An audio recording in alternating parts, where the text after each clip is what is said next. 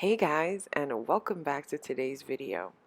Today I want to share with you guys a quick, it takes time because mobility and all good things take time. But this is a delicious full body mobility routine that you can do post-workout, pre-workout.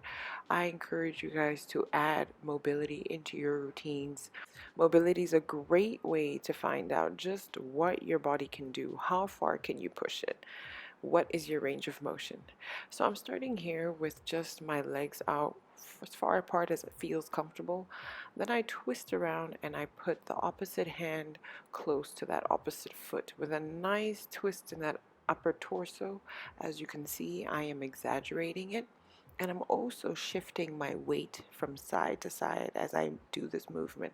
So you'll notice a slight bend in my knee, and I'm twisting, looking up to that hand that is up in the sky.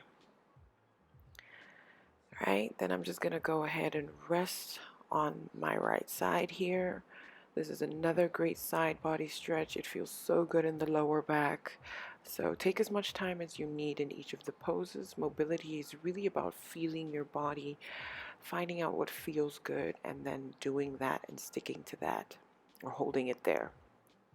And also sometimes a little discomfort is welcomed. You should just never ever be in any pain. So now I've just gone into a downward dog. I love downward dogs. They are my favorite yoga resting position. So I'm just shuffling my legs out here, shifting my weight from side to side before I take my right leg up and take it up into the sky and bring it forward and for a nice lunge. And you'll notice I'm just giving my hip a little pulse, a little love action here, giving it some time to open up and to take in that stretch. So that I'm just going to take my arm around, twist it around that foot, just to also deepen that stretch in my hip before I sit back for a nice stretch in my hamstrings. So it's really important for you guys to know some of the basics of the muscles and what they're called, right? Where are your hamstrings? Where are your quads? This really helps when a trainer gives you a workout program. At least you have some of the basics covered. Now I'm in a pigeon pose, which is also another one of my favorite moves here. And I'm just taking my hands out in front of me for a little deeper and extra love there in the hip. Alright, then I'm going to go back to downward dog, shuffle it out again a little before I take the opposite foot up into the sky and bring it forward for that lunge position. Now you need to make sure that that forward foot is always flat when you're in this lunge position, right? And what you do on the one side, you got to repeat on the other side. So now you can clearly see how my hand goes around to that foot, deepening that stretch there for a second before I sit back for my hamstring stretch.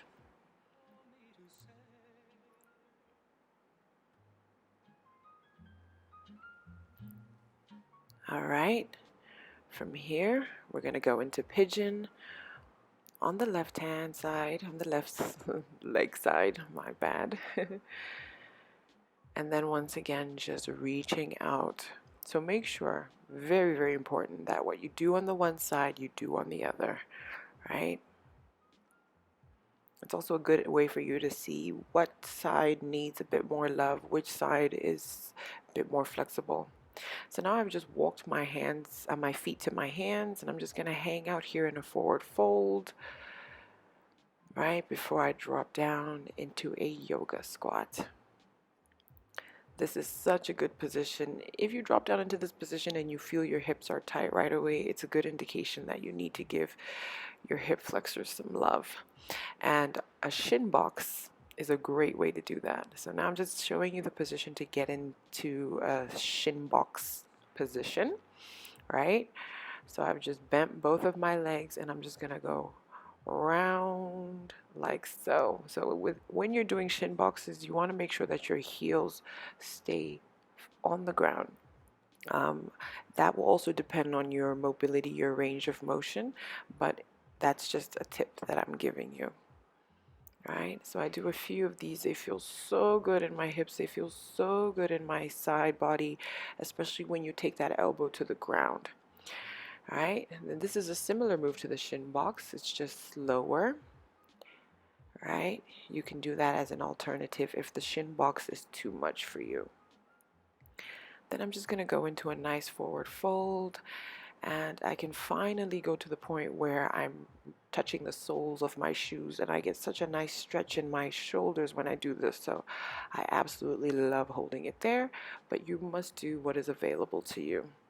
If you need to touch your toes or your shins, that's fine. So now I'm just going to go into a nice delicious pretzel. This is such a great stretch for your glutes as well as your lower back. So just take some time to shake it out once you've held it, and then do the same on the other side. Remember to breathe. All of this won't work if you're not breathing properly, so make sure that you keep your breath flowing. So now I'm going into Happy Baby with a few rocks to the side. Oh, these feel so good.